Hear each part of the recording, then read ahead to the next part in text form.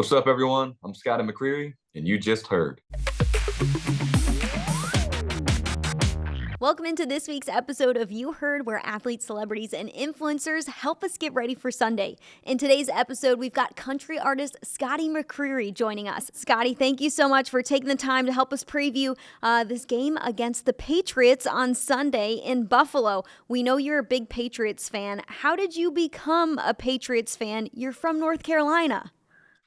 Yeah, that's always the first question people want to know. First of all, thanks for having me. But yeah, North Carolina boy, born and raised. But my dad is from New England. He's from New Hampshire and Maine. So he grew up a huge Patriots fan, Red Sox, all that stuff. And from a very young age, for me, I mean, I had a Drew Bledsoe jersey when I was a youngin'. So I just followed my dad and became a big old Pats fan.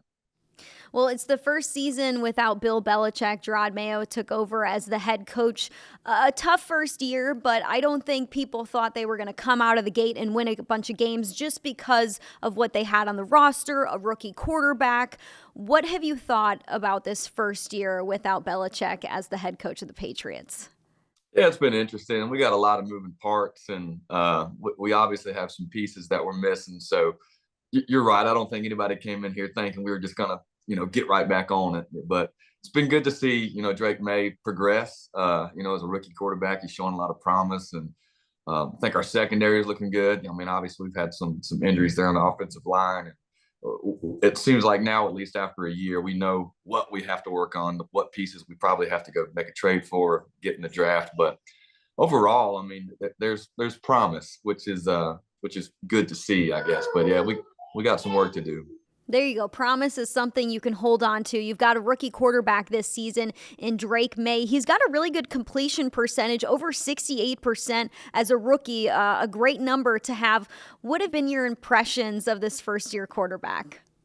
Yeah, he looks pretty poised, for a guy that has kind of gotten thrown into it and has had a lot of pressure. I think we've got to protect him a little better and give him some time to make some decisions and go through his progressions. But yeah, it's interesting because I was very anti-Drake Maye when he was at UNC as a college quarterback. I went to NC State. So now that he's with my beloved Patriots, I'm having to lose that a little bit. And he's one of us now. So Well, this UNC NC State thing keeps showing up in Patriots land because you've got Bill Belichick, who was doing a lot of TV and now moves on to becoming the head coach of UNC. You've got Drake Maye, who played for UNC and is now with the Patriots. Does it hurt your heart a little bit to know that some of your favorite guys have touched UNC and currently the head coach in Bill Belichick? yeah, Bill gave us a lot of great memories. I mean, a lot of great memories. But once you go to UNC, for me, I mean, it's over. I mean, I just there's no more love for Bill. At least not now. So it's tough. I've always said, like, my kid, like, I try to help him go to any college he wants to go to. But if he wants to go to UNC, I've always said, man, you better get a job, buddy, because I don't think Daddy can do that. So. You got to cheer for the Patriots during Buffalo's playoff drought. This was a team who had a 17-year playoff drought going. Meanwhile, the Patriots were winning Super Bowl after Super Bowl. What have you thought about Buffalo's turnaround from being in a playoff drought to now winning 5 straight AFC East titles? It's been pretty impressive. I mean, I think y'all have really put a team together. That's fun to watch, tough. I mean, they really kind of resemble Buffalo, I think. I mean, those are tough, hardworking people up there, and that looks like the team on the field as well. And Josh Allen is just a baller out there. I mean, I got all of us on the band on the road. We all have different teams, and there's a couple of them that are like, man, I can't believe we passed over Josh Allen when we could have had him. And so he's fun to watch. The team is fun to watch, and I think they're going to be a force for a long, long time. Again, it gives me hope now, seeing how rough the Pats are looking. It's like, okay, keep moving forward, and maybe one day we can get back, kind of like the Bills have done right now. Josh Allen in his last 3 games has had 14 touchdowns, no turnovers, and hasn't been sacked once. What sticks out about his play when you turn on the TV and watch him? Yeah, he's just not afraid, right? I don't think he's ever walked on the field and been scared to make a pass, scared to go make a run, get a first down. And that's what you need. You need a fearless leader out there, and the Bills have got that. I know he's had a good couple weeks because it seemed I'm in 2 different fantasy leagues and it's been like back-to-back weeks. He's just really crushed me right out of the gate. So thanks a lot, Josh. I appreciate that. But yeah, he's turning it to a whole nother level right now. As you go back to the days when the Patriots were winning multiple Super Bowls, are there any seasons that stick out to you? Probably seasons that we would be crying about as Bills fans.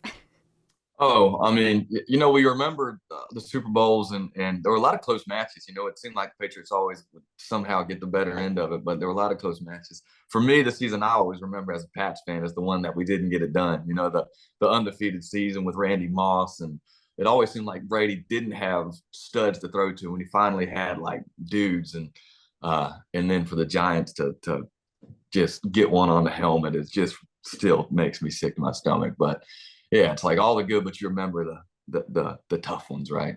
Definitely. Tom Brady is at the top of a lot of people's lists in terms of favorite NFL players, favorite NFL quarterbacks.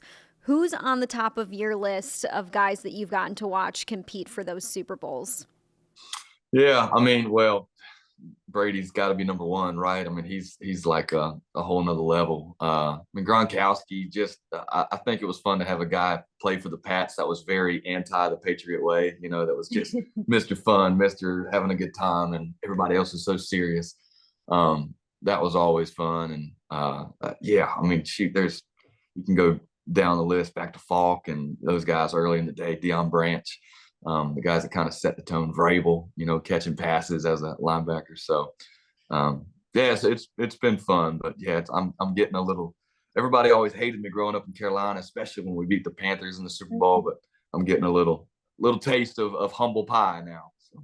Have you started to root for, cheer for any Carolina-based team since you've been in the area for so long? Or are you just that one guy who's like, I'm going to stick to my guns. I'm just going to be a Boston fan, and that's how it's going to be? Yeah, all my buddies are Panthers fans, a lot of them at least. And I don't know. I think because that Patriots Panthers Super Bowl, I was still a young kid. And I think I was just so anti. I don't think I'll never make the switch just because we're not as good as we once were. I'm still, you got to, bleed for them in the good times and in the bad times. So I'm still going to rep. Well, Scotty, you've been making music since when you were a young kid, making albums since 2011. You have 6 studio albums at this point. What is your newest album, Rise and Fall, all about? Yeah, Rise and Fall. I mean, everybody always says your latest project's your favorite project, but this one really is that for me. I mean, you're right. I started so young. It's like, what was I writing about when I was 16, 17 years old? What was I singing about? But now I've lived a lot of life, and gone through ups and gone through some pretty big downs, started a family, have a 2-year-old and a wife of 6 years. So it's just writing songs that mean a lot more to me about my life, our life, what we've gone through. And we went to the mountains of Carolina for to write this album. Basically, we sat there for a few days and did nothing but sit around a fire with guitars and write country music, and came up with some of my favorite songs I've ever written. When you get to put yourself in atmosphere like that, going out to the country, to the mountains to write music, what do you get from doing that? Yeah, I think it just frees you up, right? I mean, a lot of times in Nashville, I love writing in Nashville and making music there, but it's a lot of times you're in an office and you kind of got like a room to go write in, and it's very schedule based. But this is like, hey, let's wake up. We can write over coffee. We can write late night over a beer. I mean, it's kind of like there's no rules, and I think you make a joke you wouldn't normally make, and you get to think of a line you wouldn't normally think of in an office space. So just frees your mind up a little.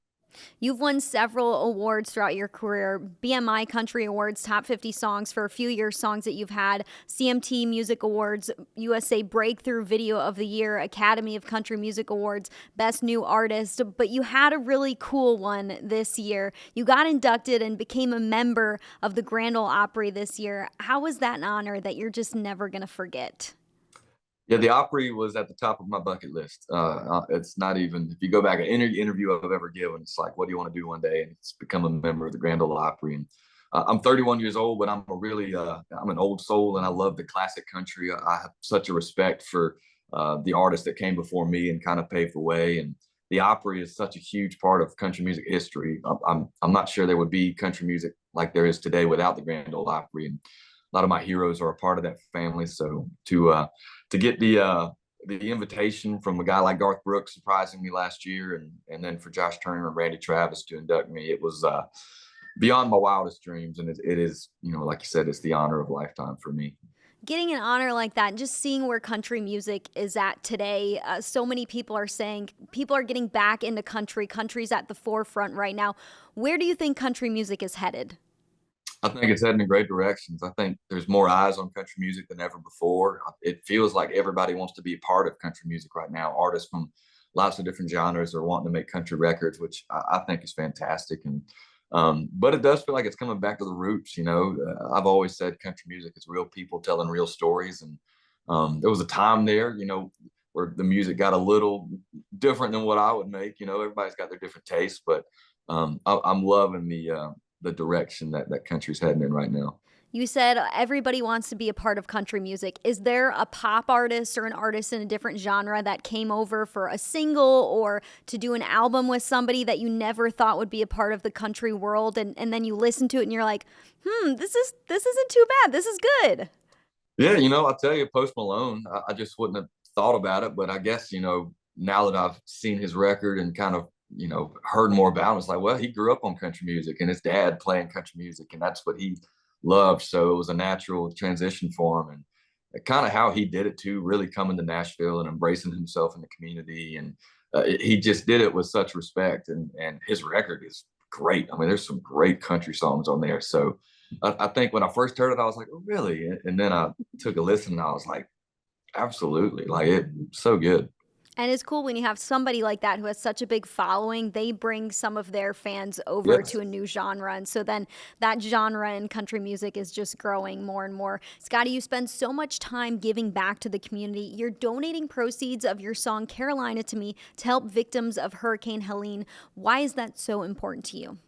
Yeah, I think it's why we're all here. It's not about us. It's about helping others. And I've been given a platform and get to live a dream for a living, and have been blessed beyond my wildest dreams. But I don't think I've been blessed just for me. I think I've been blessed to bless others. So giving back, especially to the community that means so much to me, is very important.